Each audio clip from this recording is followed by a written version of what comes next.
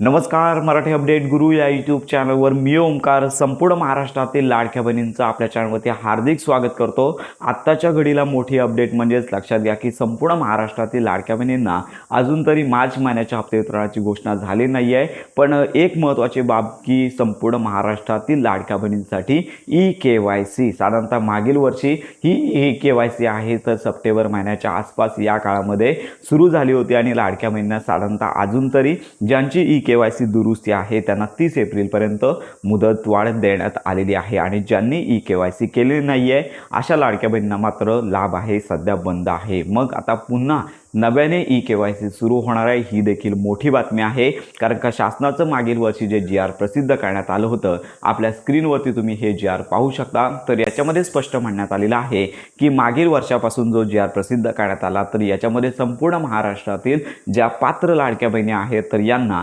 दरवर्षी आधार प्रमाणीकरण म्हणजेच लक्षात घ्या की ई-KYC करणे बंधनकारक असणार आहे। तर ही ई-KYC कधी सुरू होणार आहे तर या परिपत्रकामध्ये सांगण्यात आलेलं आहे की साधारणतः दरवर्षी जून महिन्यामध्ये लाडक्या बहिणींना ई-KYC करावी लागणार आहे। याच्यामध्ये त्यांचा आधार कार्ड असेल किंवा आधारला संलग्न असणारा OTP असेल तर याच्या माध्यमातून लक्षात घ्या मोबाईलवरती OTP पाठवला जाईल।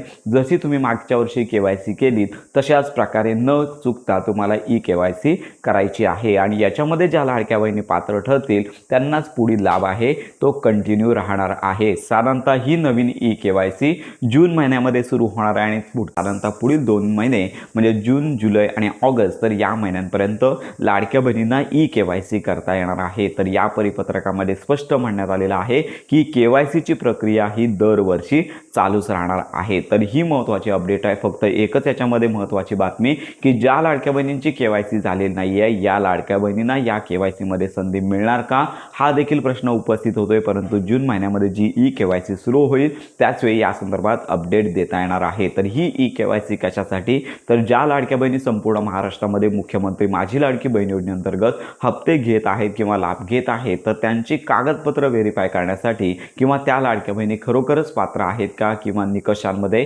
बसतायत का किंवा निकषांमध्ये बसत नाहीत तर या संदर्भातली तपासणी करण्यासाठी ही ई-KYC केली जाते। तर याच्यामध्ये ज्या लाडक्या बहिणी खरोखरच पात्र आहेत तर त्या ई-KYC केल्यानंतर पात्र ठरतील, त्याच्यानंतर त्यांना पुढचा लाभ मिळेल। पण ज्या लाडक्या बहिणी निकषांमध्ये बसणार नाही आहेत किंवा त्यांना लक्षात घ्या की OTP किंवा इतर त्रुटींची पूर्तता होणार नाही आहे तर अशा लाडक्या बहिणींची KYC होणार नाही। निकषामध्ये नसेल तर कदाचित ई-KYC करून देखील अनेक लाडक्या बहिणींचे अर्ज रद्द होऊ शकतात। तर ही ई-KYC पुढील 2 महिन्यानंतर सुरू होणार आहे।